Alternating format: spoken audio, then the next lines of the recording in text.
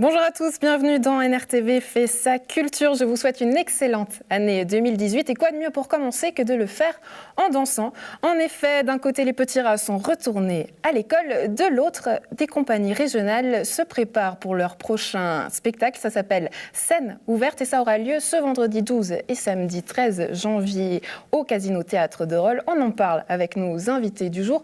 Entrez donc dans la danse. Petit tour de table pour les présentations avec comme consigne, chers invités, de nous dire quel est le lien que vous avez avec la danse. Et on commence avec vous, Mélinda Meroni. Bienvenue. Bonjour, merci. Bonjour. Alors, mon lien avec la danse, ça a accompagné plus ou moins toute ma vie.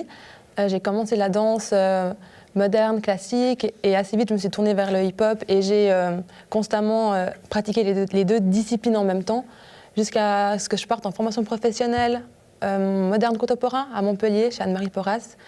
Et ça m'a amenée à ouvrir mon école de danse avec ma sœur à Rolle, le Loft Studio, en 2014.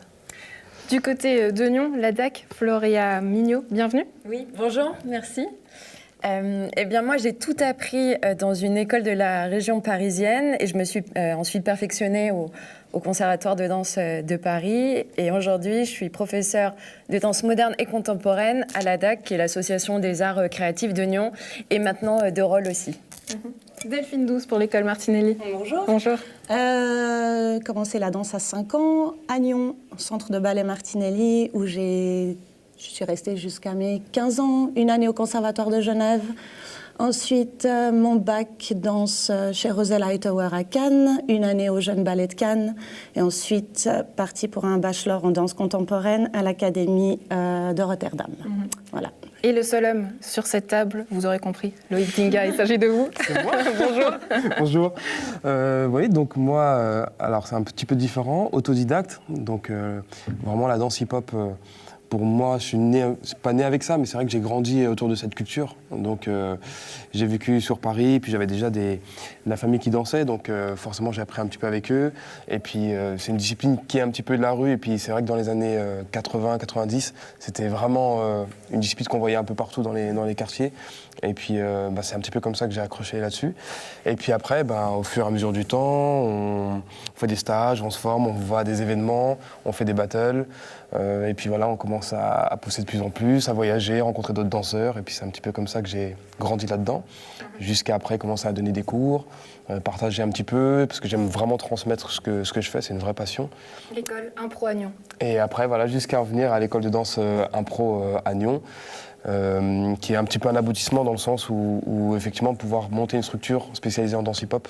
Donc c'est un petit peu un aboutissement. Et puis aussi la compagnie, les spectacles, donc la compagnie Racine, où on va se présenter pour la scène ouverte organisée. On verra d'ailleurs ce week-end. Exactement. Donc vous aurez compris du niveau plusieurs styles de danse. Et puis nous sommes allés à la rencontre des élèves des petits rats de Martinelli pour savoir quel était leur rapport avec la danse. Regardez.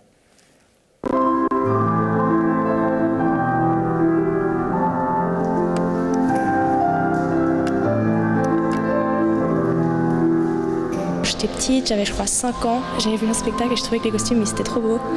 Et du coup ça m'a motivée à commencer parce que je voulais danser comme les filles dans les films. Et finalement c'est devenu vraiment quelque chose que je fais tout le temps. J'aime bien les lignes que ça fait avec le corps et comme il y a une position juste ou fausse. Même s'il y a des règles, en fait, on a chacun une manière de se représenter et on a je dirais, une différente manière de bouger aussi, même si c'est les mêmes mouvements.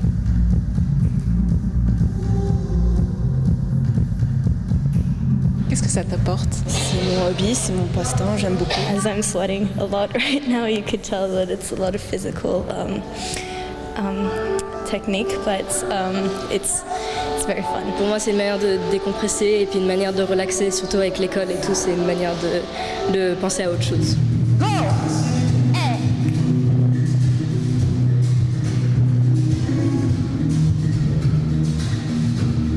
Et la vie de danseuse professionnelle, est-ce que ça fait rêver?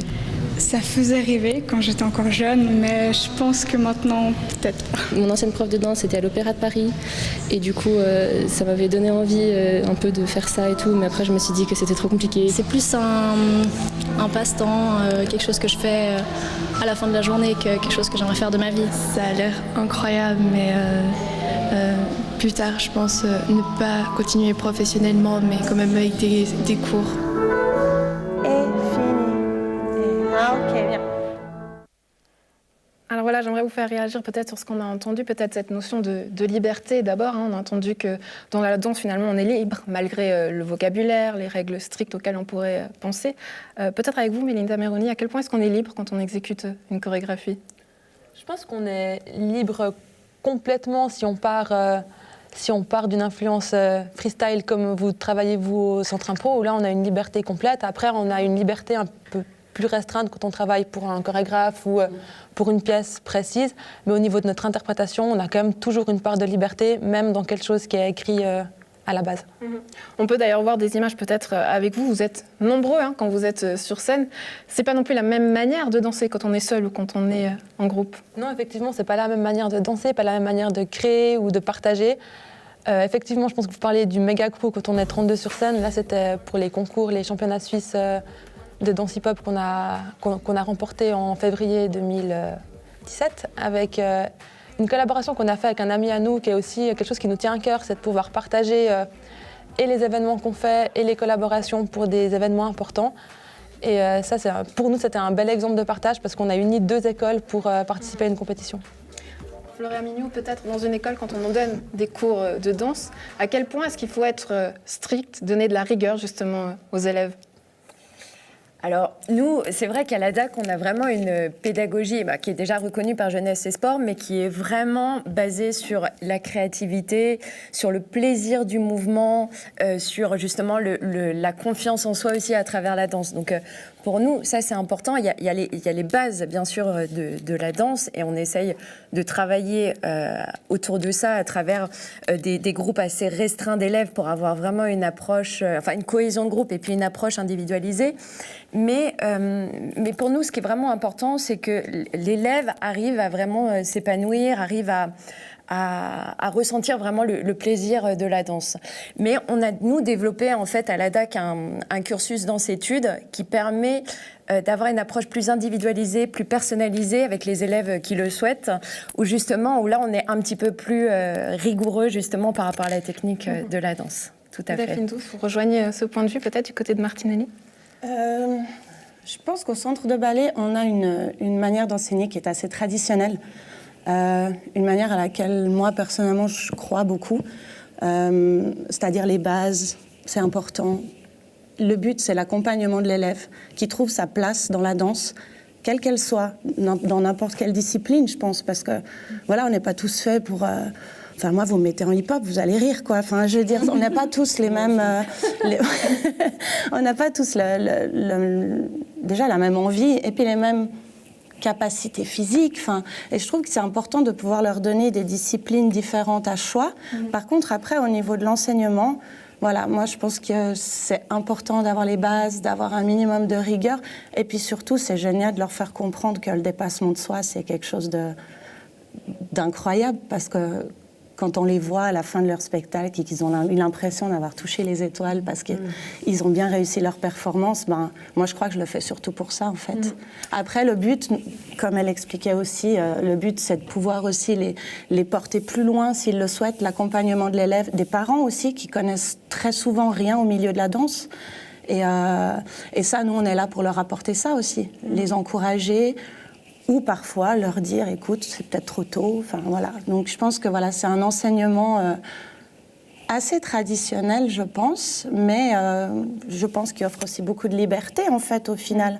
Il y en a une ou deux qui l'ont bien exprimé en disant que même avec les règles, on trouve sa place et son espace. Donc, tradition donc avec liberté et règles. Et peut-être ce qui est surprenant, en tout cas ce que j'ai vu quand je suis venue notamment voir les répétitions avec Loïc Tingat, à compagnie Racine, c'est que les danseurs ils vont répéter jusqu'à 1 fois, 2 fois, 3 fois, 50 fois un même mouvement. On verra les images.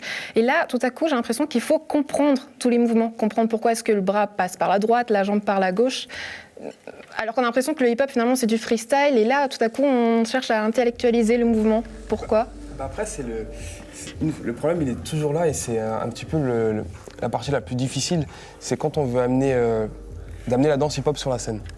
Et je dirais sur la scène un peu contemporaine. C'est-à-dire, dès qu'on veut présenter une pièce, on est là, on est à la recherche. En fait, on a un mouvement qui part du freestyle. Vraiment, c'est la chose la plus importante dans la danse hip-hop, mais avec des bases qui sont importantes. Je rejoins vraiment beaucoup ça parce que quand on apprend la danse, les bases, c'est quelque chose d'extrêmement important. Après, nous... Pardon, je te coupe, mais peut-être un besoin aujourd'hui de retourner à des bases, à une règle. On sait que par exemple dans le classique, enfin voilà, même si on ne connaît pas vraiment, il y a un vocabulaire, pas de bourrée, première, deuxième, et tout à coup qui manquait peut-être au hip-hop au départ, et on a peut-être un retour pour rechercher ces positions, ces règles de base. C'est pas ça, parce que en fait, le hip-hop a créé ses propres bases, en fait, je pense, en se servant des autres danses qui étaient là avant, que ce soit du lindy hop, que ce soit du jazz, que ce soit de la danse classique, peu importe.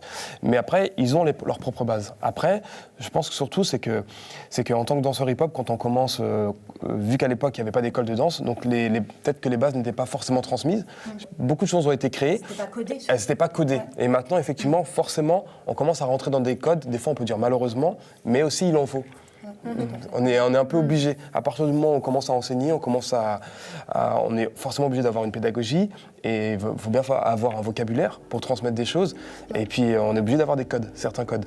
Mais on doit tendre quand même vers... On a ces codes, on a ces bases, mais avec ça, ce qui est le plus important, c'est comment tu improvises, comment tu emmènes la danse, où tu as envie de l'emmener. Et il y a une très grande liberté. Et ce qui est aussi important, c'est qu'il y a des disciplines différentes qui permettent aussi de trouver un petit peu sa voie. C'est ça qui est aussi important. Ouais, c'est ça, je pense que même en passant à travers une discipline qui paraît toujours hyper stricte, hyper rigoureuse comme le classique, maintenant on l'adapte beaucoup au corps. Exactement. À chacun. Parce que si on part sur les codes d'origine, c'est juste plus possible, quoi. Non, mais c'est vrai. On adapte au corps, c'est-à-dire, est-ce qu'on pourrait dire qu'il faut un corps spécifique, un corps adapté à un style de danse classique, sans aucun doute. Après, pour le reste, Dieu merci, c'est beaucoup plus, c'est beaucoup plus détendu de ce côté-là. Mais oui, la danse classique, malheureusement ou heureusement, parce que c'est aussi ce qui fait sa beauté, mais c'est quand même, voilà, l'ouverture des hanches, le pied, enfin tout ça, c'est vrai que c'est... Voilà, on essaye un petit peu, je pense, maintenant, de plus en plus on va dire, décoder un peu tout ça. Un corps adapté à la danse, c'est d'ailleurs ce que nous a dit Giuliano Cardone, ancien danseur pour le ballet Béjart et actuellement professeur à la DAC. Il est revenu sur son parcours, regardez. En bas, relâche et pousse. J'avais 13 ans, j'ai commencé à Naples, donc dans une école italienne.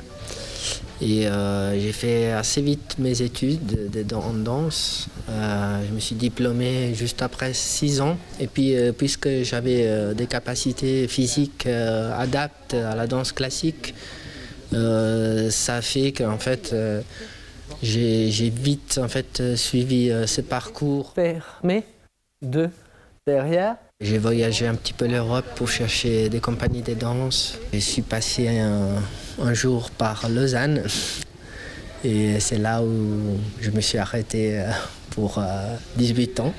J'ai vécu 8 ans chez Maurice Béjart, dans laquelle 2 ans dans son école et 6 ans dans sa compagnie, donc le Béjart Ballet. Et on pousse. J'étais pas trop pour faire une autre compagnie de danse, me retrouver dans un autre groupe où en fait on t'impose des choses. Les danseurs, malheureusement, c'est un peu triste à dire, mais souvent on est des produits. Et c'est pas ce que j'avais envie de me sentir. Et la progression de la danse, ça devient aujourd'hui presque plus de l'athlétisme certaines fois. Après, il faut aussi penser qu'on passe à autre chose. Et la vie, elle est faite comme ça. C'est un parcours un peu mystérieux. Le danseur, c'est quelqu'un qui se réveille le matin, fait son cours de danse pour se préparer. Puis en fait, après le soir, il danse sur scène et c'est ça probablement qui me manque le plus.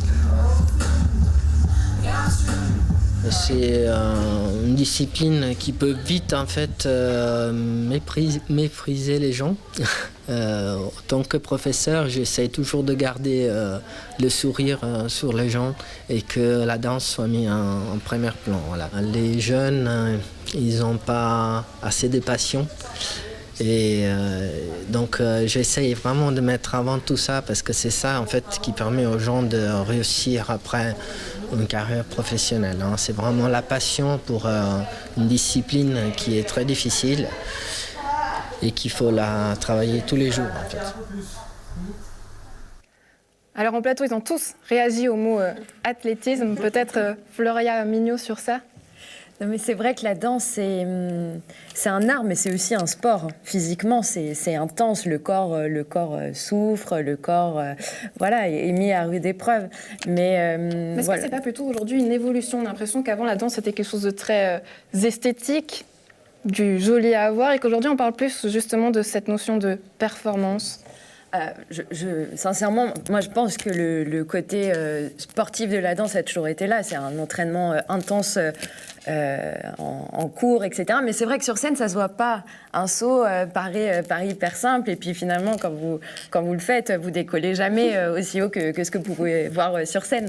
Mais ouais, ça c'est vraiment important. C'est le corps au quotidien qui doit être entraîné, qui doit s'adapter, se façonner aussi à sa danse. Mais l'évolution de la technique, je trouve qu'elle a quand même, je pense en toutes les disciplines, qu'on passe du contemporain au hip-hop, au classique. Si on prend des vidéos d'il y a 30 ans, 40 ans, enfin, la technique, elle a évolué à une vitesse, moi je trouve toujours hallucinant. C'est-à-dire, on est plus pointilleux, Qu'est-ce qui a changé? Et puis dans l'exécution, il y a quand même des choses au niveau... bon, moi, je parle surtout du domaine que je connais, mais on prend le classique, au niveau des pirouettes, techniques de saut, c'est quand même...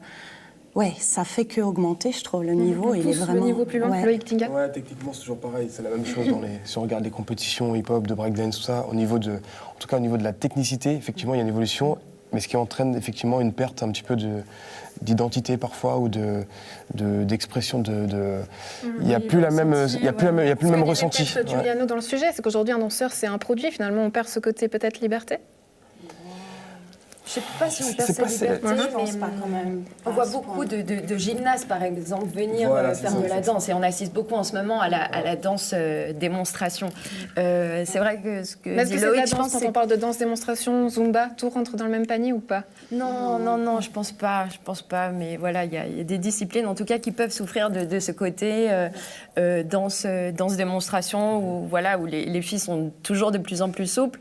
Et c'est pas que ça, la danse. Voilà, c'est aussi... Ça sort de là aussi. C'est pas que ça, effectivement. Et je pense qu'on le retrouve dans beaucoup de disciplines. Beaucoup avec les shows télévisés aussi, les choses comme ça, où vraiment maintenant on est dans le show à l'américaine, la performance. Enfin, voilà. Mais la réalité, je pense, au théâtre est quand même toujours très différente.